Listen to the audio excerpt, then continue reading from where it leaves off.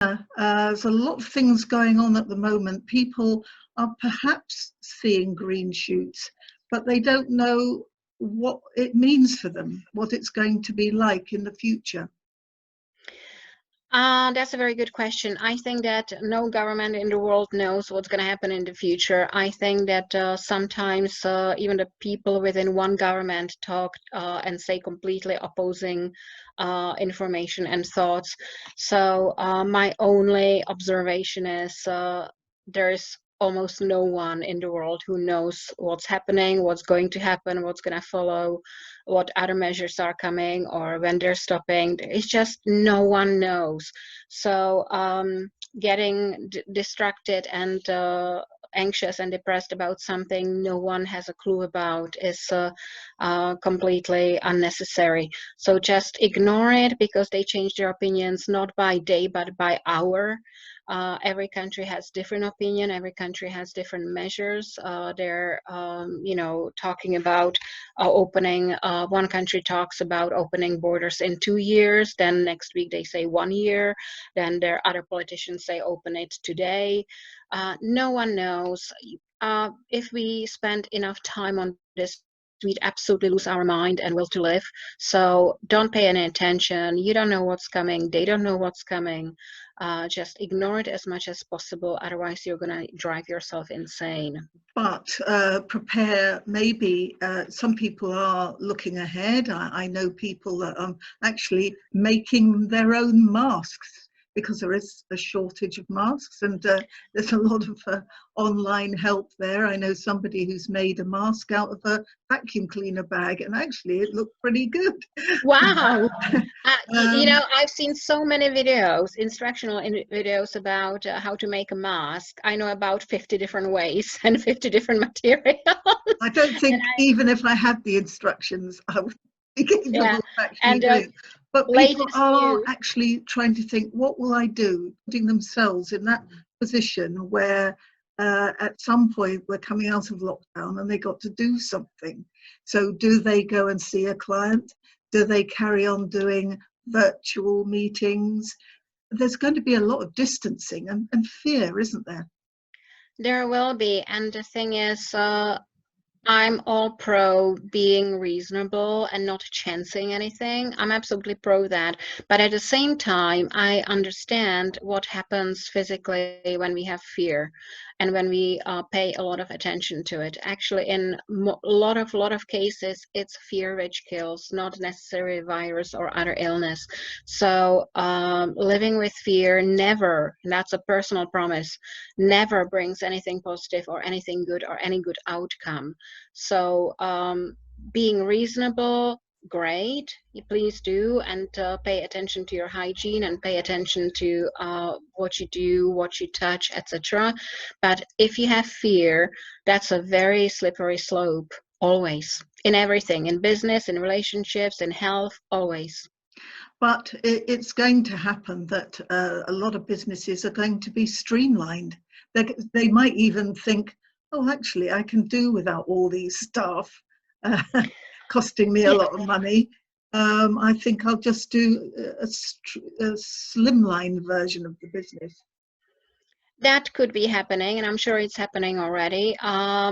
It could also be happening that companies will realize we're paying so much for people coming to the office, and it's not necessary. If we build good infrastructure for, the internet to be working properly, we could let them stay at home. It's going to cost us so much less, and it's better for the environment because they don't have to spend 40 minutes, 1/2 hour getting to the office and back.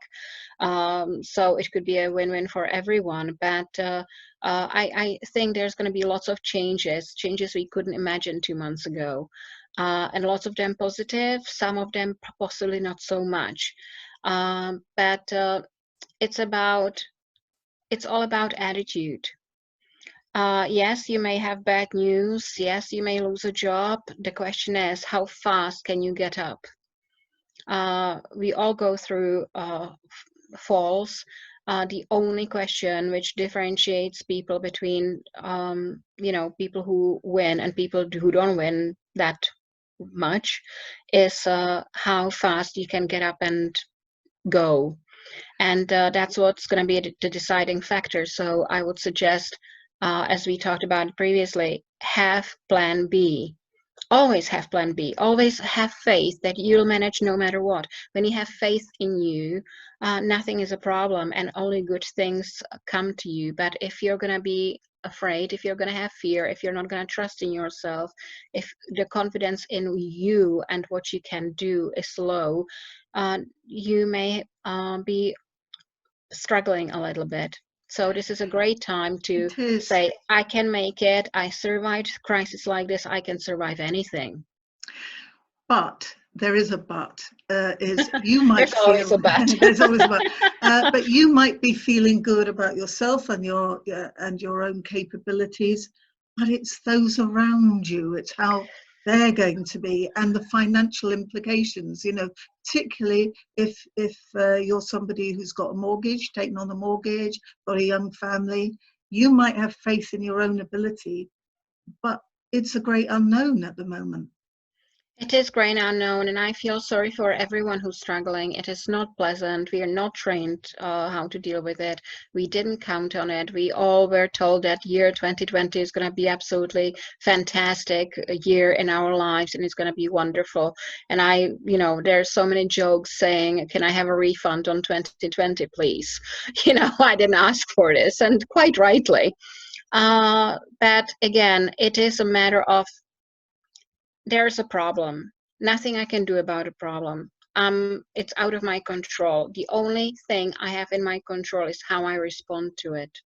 And I have a choice. I can succumb to how horrible it is and feel really bad for very good reasons. I might have lost a job. I don't know how to pay mortgage. It's awful. Yeah, so go and cry, get it out of the system, but then get up and say, okay, so I will do A, B, C, D to get out of it, and I'll do it now. So it's a case of being speedy. A lot of people just curl up in a ball, they don't know what to do, and they waste a lot of time, don't they? Yes, they waste a lot of time, and all the people who didn't get sad or depressed or took an action are going to be ahead of them. They're going to get the jobs.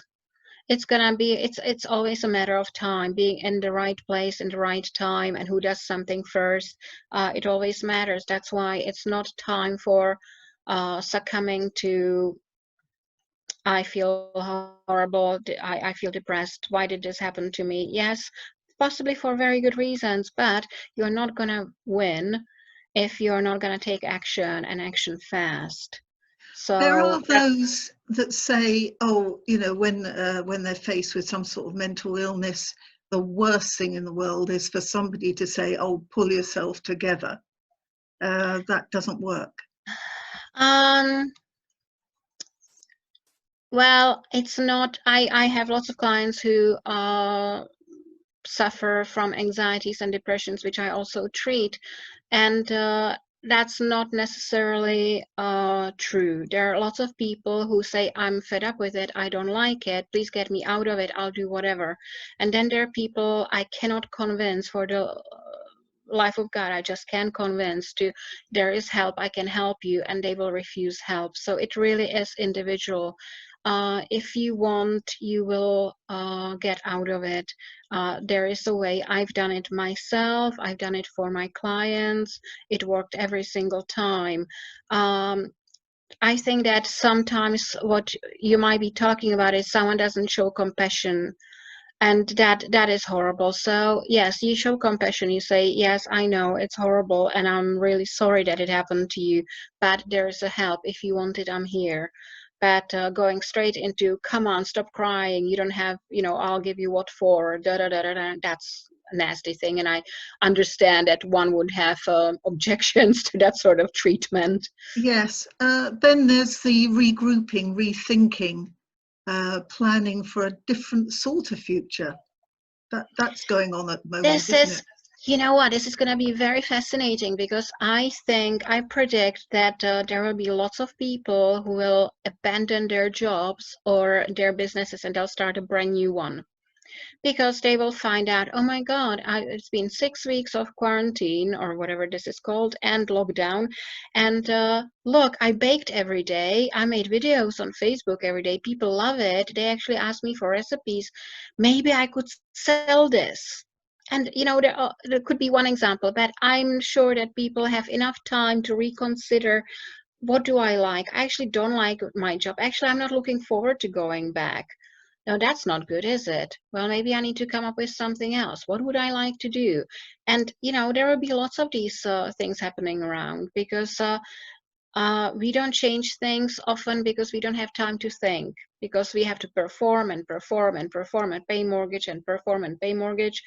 And we don't have time to say, or the luxury to say, well, I actually hate what I'm doing. I never wanted to be doing sales. Yes. Sales is awful for me. I always wanted to be a painter, or I always wanted to be a photographer. I always wanted to play music, or, write music, I don't know, or write movies. So there will be lots of realizations during this time, because people have time to slow down and think what they really like and don't like. So there's time to rethink, but also time to work out how to make money from those things, because it's all right having a dream, but if that dream isn't going to put food on the table and pay the mortgage, it would be nice to eat occasionally. Yeah. Well, look, let's consider this for our chat tomorrow. How do you put these plans into practice?